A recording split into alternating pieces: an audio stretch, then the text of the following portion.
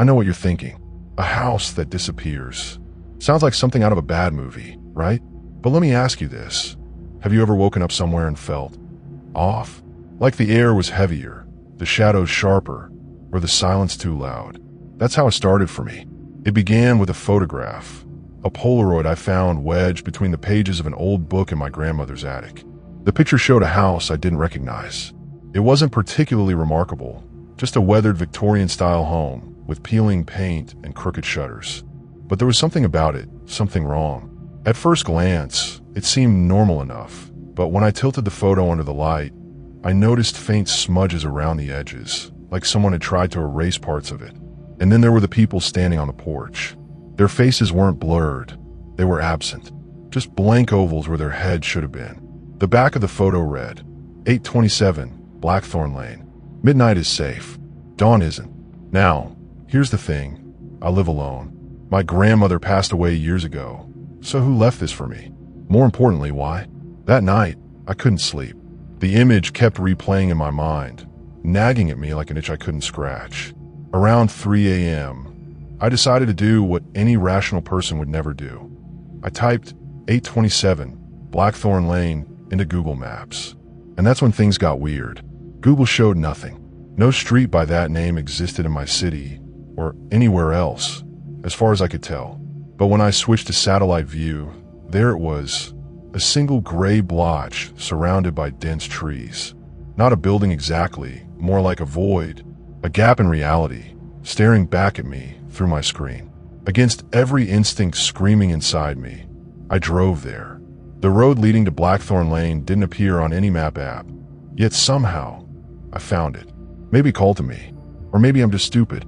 Either way, the lane was narrow, flanked by gnarled trees whose branches clawed at the sky.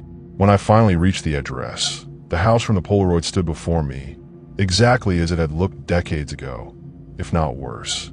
The windows were dark, the front door slightly ajar, creaking softly in the wind. I stepped inside. At first, everything seemed frozen in time.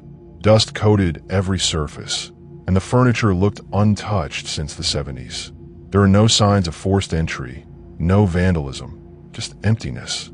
Yet, as I moved deeper into the house, I began to hear whispers. They weren't words, just fragments of sound, like voices carried through static. Each step I took made them louder, clearer, until I realized they were coming from upstairs. When I reached the second floor, I saw them. 3 figures stood at the end of the hallway, silhouetted against the dim moonlight streaming through a cracked window. One was a woman in a tattered dress, her hands clasped tightly over her mouth. Beside her was a man holding a child's hand. None of them turned to look at me. Instead, they stared straight ahead, unmoving, unblinking. Their faces, oh God, their faces. They didn't have any. Just smooth, featureless skin where their eyes, noses, and mouths should have been. My breath hitched. I wanted to run, but my legs refused to obey. Then one of them, the woman, slowly raised a finger and pointed behind me. I spun around, heart pounding, but there was nothing there. When I turned back, the hallway was empty. Panic set in. I bolted down the stairs and out the front door, slamming it shut behind me. As I ran toward my car, I glanced at my watch. It was 4:56 a.m. Dawn would break soon. But here's the part that still haunts me. When I looked back at the house, it was gone. Vanished. No rubble. No wreckage. Just an empty field stretching endlessly into the horizon. And then, 2 days later, I received a package. Inside was another Polaroid. This one showed the same house, except now there were 4 figures on the porch. 3 faceless ones. And me. The second Polaroid hit me like a freight train. It wasn't just the shock of seeing myself in the photo. It was how wrong I looked. My face was distorted, stretched unnaturally, as if the camera had captured something beneath my skin trying to claw its way out. And behind me, those 3 figures, they weren't staring at the lens anymore. Their blank faces were tilted downward now, focused on me. Or maybe not me. Maybe whatever was wearing my face. I threw the photo across the room and stared at my hands. They felt real enough, solid, warm, but doubt crept in. What if I hadn't driven away from that house? What if I never left? That night, sleep became impossible. Every time I closed my eyes, I saw them. The woman, the man, the child. Silent. Waiting. But it wasn't their silence that terrified me. It was mine. Because deep down, I knew they weren't strangers. Somehow, some part of me recognized them. By morning, I couldn't take it anymore. I needed answers. So I did what anyone desperate would do. I went back to the attic where I'd found the first Polaroid. This time, I tore through every box, every dusty shelf, searching for anything else connected to Blackthorn Lane. And then I found it. An old journal wrapped in brittle leather. The pages smelled like mildew, but the handwriting inside was clear, precise. It belonged to someone named Clara Hartwell, a name I didn't recognize until I flipped to the last entry and saw the date. October 14th, 1973. The same year my grandmother moved into this house. Clara's entries started innocently enough. She wrote about buying the home on Blackthorn Lane, describing it as charming and full of character. But as the weeks passed, her tone shifted. She mentioned strange noises at night, shadows moving where no one stood. Then came the dreams. Vivid, haunting dreams where she wandered the halls of her own home, only to find herself trapped in rooms that didn't exist during the day. In these dreams, she always encountered the same trio, the woman, the man, and the child. Except in her dreams, they spoke. They told me the truth. Clara wrote in jagged scrawl, "This house isn't ours. We're theirs." Her final entry chilled me to the bone. "If you found this, it's already too late. You've seen them. You've heard them. They'll come for you when the sun rises. Don't let them take your face." My stomach dropped. Take my face. What did that even mean? Before I could process it further, my phone buzzed. A text message flashed on the screen from an unknown number. "Midnight is safe. Dawn isn't." It was the same phrase written on the back of the first Polaroid. My pulse quickened. Who was sending this? Was it Clara? Someone or something else? Against all logic and self-preservation, I decided to return to Blackthorn Lane that night.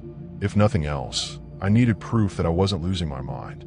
And if Clara's warnings held any weight, midnight might be my only chance to confront whatever force ruled that cursed place.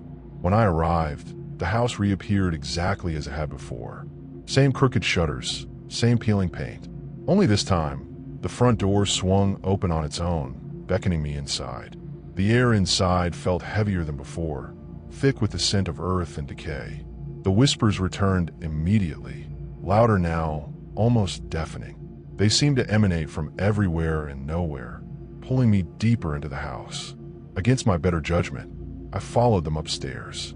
At the end of the hallway, the three figures waited again. But this time, they weren't alone. A fourth figure stood beside them, a mirror image of me, except it wore an expression of pure terror. Its mouth opened wide, impossibly wide, stretching beyond human limits. And then it screamed.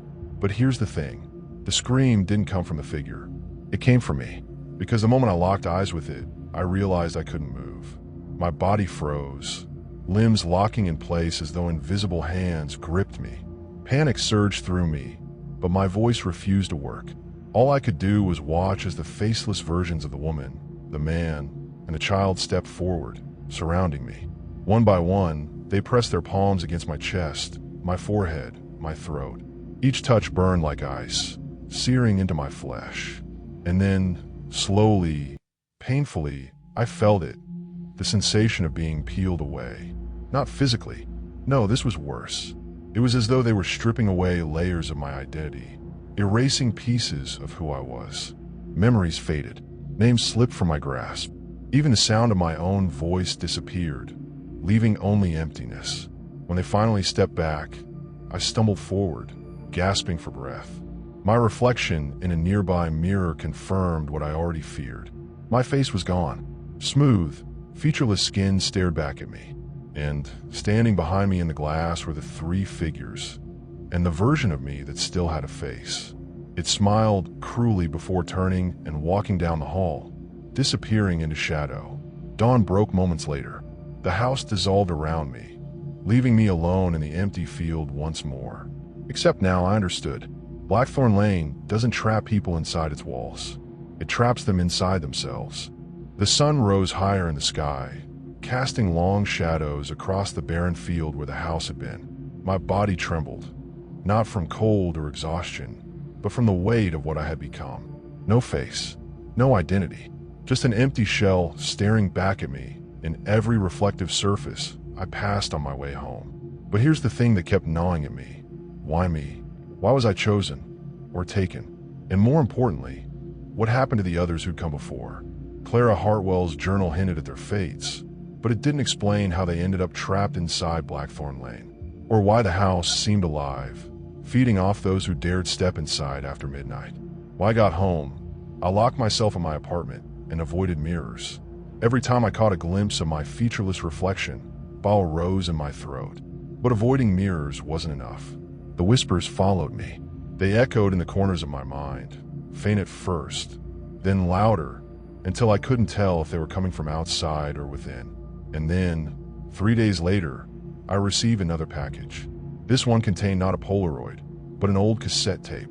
There was no note, no explanation, just the tape itself, labeled with a single word scrawled in shaky handwriting.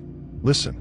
Against everything screaming inside me to throw it away, I inserted the tape into an ancient player I found buried in my closet. The moment I pressed play, static filled the room. Then, through the crackle, a voice emerged. It was Clara's. Her words were strained, panicked, as though she were recording while being pursued. She spoke of the house's true nature, a living entity that fed on human consciousness. According to her, Blackthorn Lane wasn't just a place. It was a prison for souls too broken to escape. Each victim added to its power, strengthening its grip on reality. But there was something else, something worse.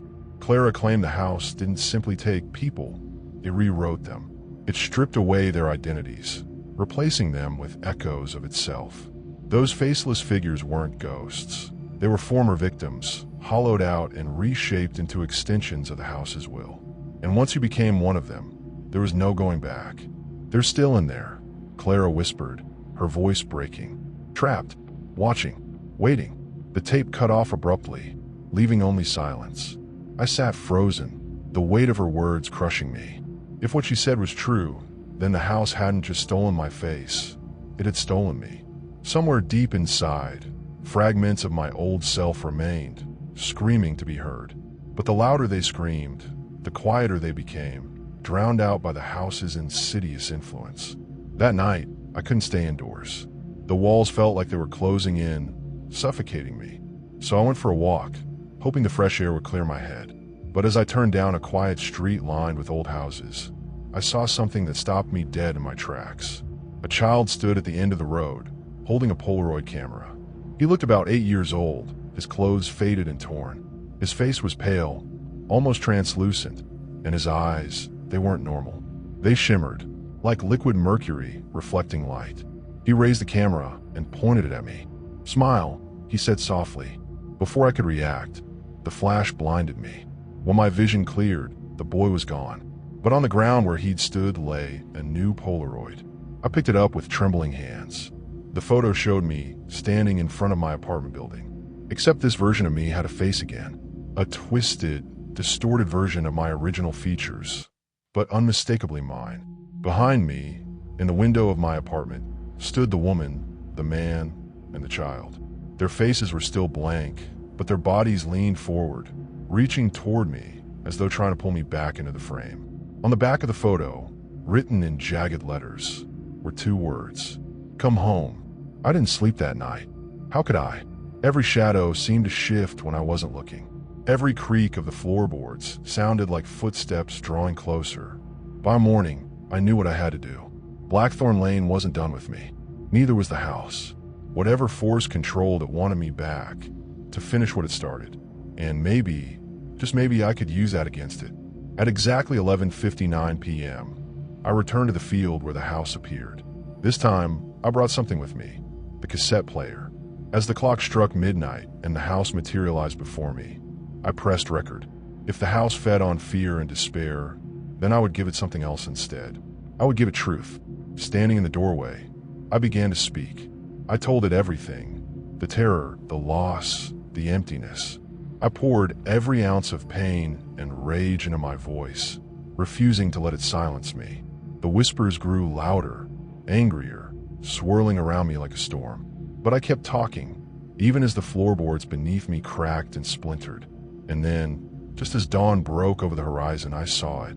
The house faltered. For the first time, its grip on reality wavered. Cracks spread across its walls, spilling golden light into the darkness. Inside that light, I saw them, the faces of everyone it had ever taken. Clara, the woman, the man, the child, dozens more, stretching back further than I could comprehend. They weren't faceless anymore. As the house collapsed in on itself, their voices rose in unison, singing a song of liberation. And then, silence. When the dust settled, all that remained was an empty field. No house, no shadows, just peace. Almost. Because as I turned to leave, I noticed something strange. My reflection in a nearby puddle stared back at me. But my face wasn't quite right. It was mine, yes, but slightly off, like someone had redrawn it imperfectly. And in the corner of the puddle, behind me, stood the boy with the Polaroid camera. He smiled,